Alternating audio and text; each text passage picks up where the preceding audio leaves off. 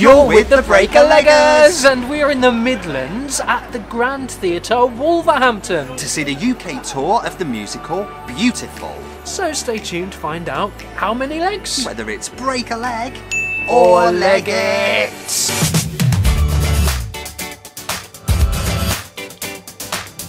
Before you awesome theatre people go any further, to make sure you've always got your finger on the theatrical pulse, for honest theatre reviews, news and interviews, just hit subscribe now. Hit subscribe now, comment below about this show. This show's got a big long history, so there must be many of you leggers out there who have got something to say about Beautiful. Yes, perhaps you've seen it because the production originally premiered in San Francisco in 2013. Gosh, that long ago. Yeah, before hitting Broadway in 2014 and then finally transferring to the West End in 2015. That's right. And now it's out on a UK tour which started last year, 2017. The book is by Douglas McGrath and the words and music are by Gerry Goffin, Mann, Cynthia Weil and of course Carole King. Now these names basically wrote the soundtrack to the 1960s and 70s with songs such as Up on the Roof. Up on the roof. Oh, you're gonna, is I'm that not going to do that for all of them, no. Will you love me tomorrow? Will you? No. No. And also, you make me feel like a natural woman. No, definitely not. I remember when we've seen this before, we saw it on the West End in London, and something that stood out to me was just how many songs are associated with Carole King and the studio at the time that she was working for, like just hit after hit after hit. Yeah, they were an absolute hit factory. Now the story in this musical is that of Carole's herself, as she goes from a naive 16-year-old songwriter in 1958 right up to the release of her 1971 album Tapestry, which is one of the best-selling and most loved records of all time. Do we know who's in it? Yes. Who's in it? Not how long, who's in it? Well, we have BRONTÉ BARBÉ in the cast in the role of Carole herself. Now, BRONTÉ's credits include The Wild Party, which was at the Other Palace, starring Frankie Raphael, and the UK tour of Shrek the Musical. She was also a finalist in the BBC TV show... How's to Solve a Problem Like... No, Over the Rainbow, the other one. Over the Rainbow. That's right, yeah, that quite surreal one where they all flew off after having their shoes stripped from them at the end. Very strange. Runtime, should we get onto that? I know you're keen to find out how long it is. Do we actually know how long it is? Yeah, around 2.5 hours, maybe a little bit more including the interval, so we'll be catching you for our 30-second roundup, and also stay tuned to find out how many legs. We've come to the interval of Beautiful, which means it's time for the Break-a-Leggers 30-second interval breakdown. Go! What do you think so far? It's just a great show in terms of book and sort of music working together. A jukebox musical, it sort of is, but it isn't. It's a really good example of that. They work in harmony, and I love seeing that. What about you? And talking of harmonies, I think the ensemble are great. They get some great numbers. It's songs you know, but arranged really well, performed extremely dynamically. It's just amazing to see how much of this music you know being performed in a new...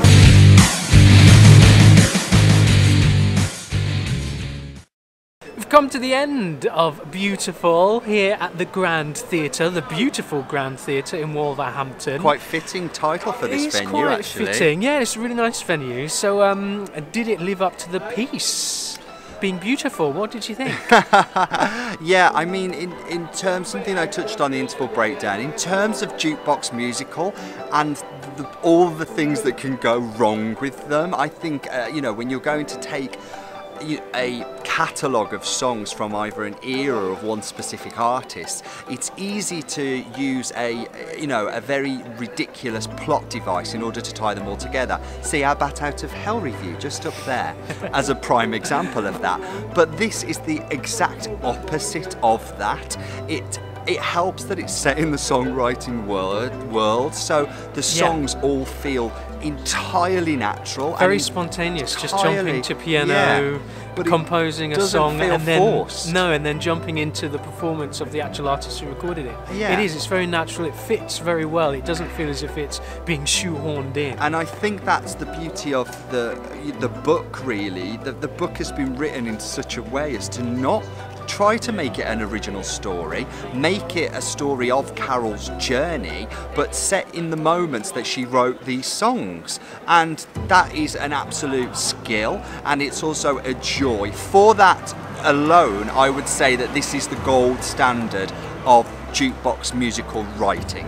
Wow, that's quite an accolade. Yeah, I would say that. I've got to say, it is really good, because I know I didn't really know Carole King that much before I came to this, but it's amazing how much she has in her back catalogue, and the story she has to tell is really interesting.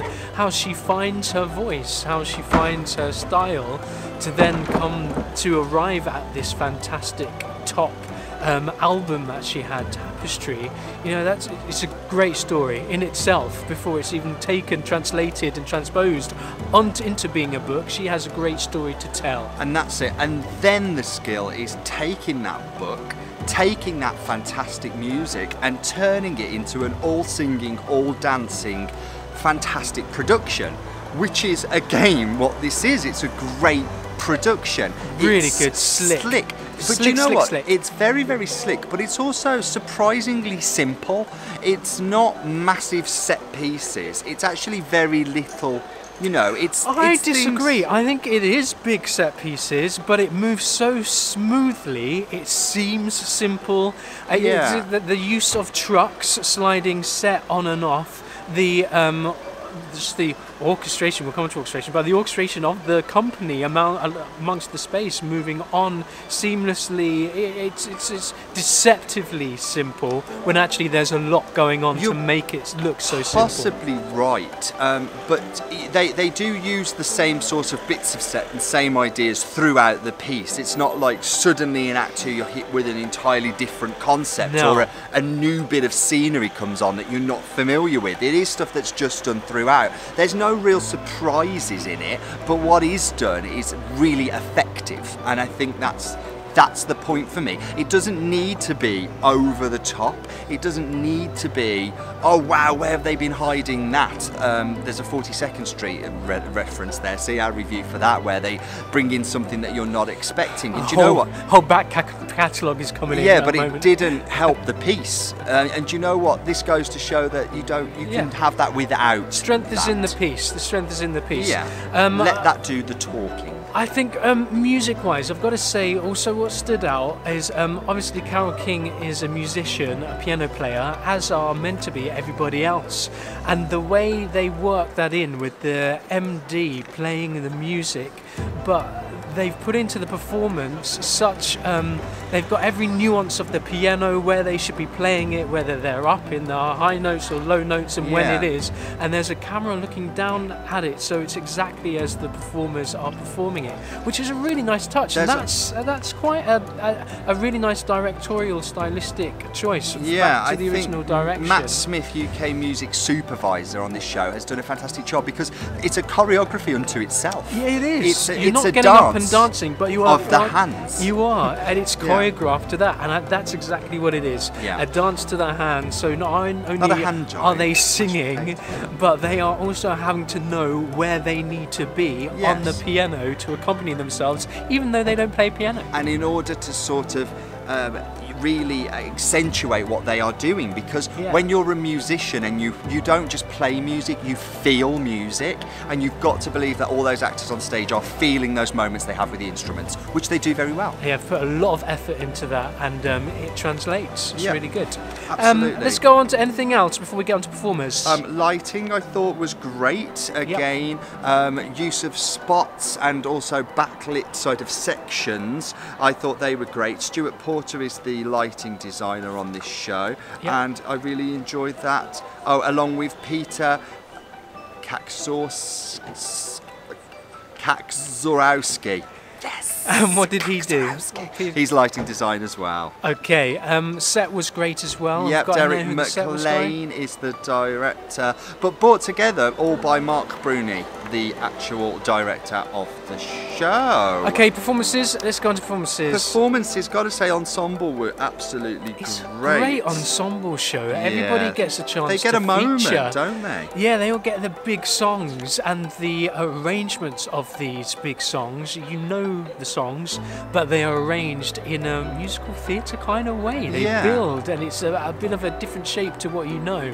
Really gets to show off each artist's vocals, and they're staged really nicely Sends as well. it to another level. Ensemble-wise, got to say, Esme Laudat stood out for me a lot. I thought in the moments that she had, in several different characters she sort of played, she was really noticeable. And in a large ensemble that this has got, that's a real talent and a real skill. So well done. But yeah, they were all good. Okay, what did you think of the character Carole King?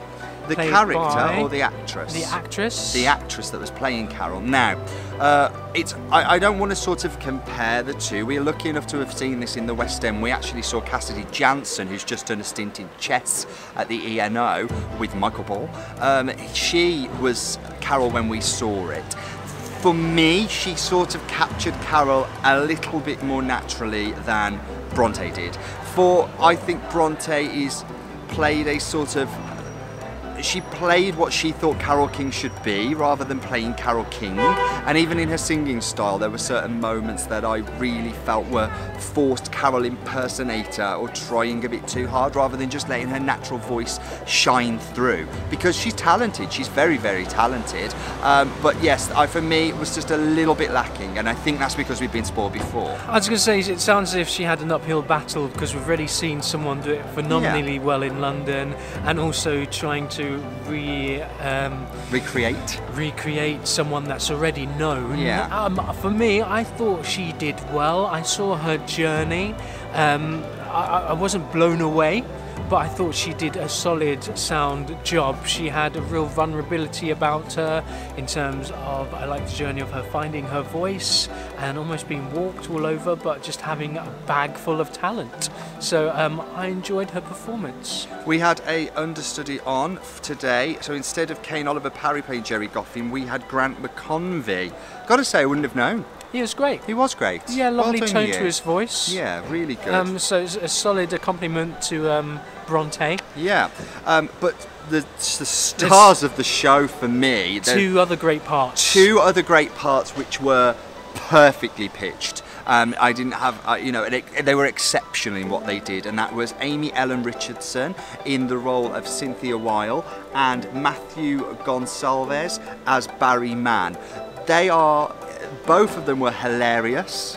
Their comic timing was great. Just very laid back and natural, not forced. No, and their singing ability was just phenomenal. Lovely. And also believable entirely. I believed them as a couple. I believed their journey and their relationship, and the chemistry that they had together as a couple, I thought was palpable. I could feel that. A great dynamic. It's a real refreshing double act against Carole King and her husband. Yeah, and her husband, that relationship is, is not a great, for them, they're not in a great relationship, whereas the other two are having a blast. Yeah. Anything else we want to mention? I don't know, what about you? No, I think we've covered most of it. I guess you're probably just wondering how many legs we're going to give this piece. So for Beautiful, the Carole King musical, at the UK tour, currently we are going to give... Four legs. Yeah, really great night out. It's a really good piece. I think you'll be surprised at just how good it is. Even if you're not a Carole King fan, the beauty about this musical is you don't have to be, because their songs that they wrote, these writing pairs were covered by loads of other artists, the Shirelles, the Drifters. There's loads of Supremes. I don't think they ever wrote for the Supremes. No, never wrote for the Supremes. But the big artists. Yeah, that's sort of Motown, almost late 60s, early 70s era, and there's that sort of toe-tapping familiarity about it, and that was great fun. But that's just what we thought. Yeah, what did you think? I'm not surprised at all that this production has won awards both in London and New York, and the opportunity to come and see it in your hometown is great, so you should get out there and do that and support your local theatre. That's just what we think. Just what we think. Let us know what you think. Comment below. Yeah, we'd love to hear from you. We're the Breaker Leggers, and we'll catch you again soon. Bye!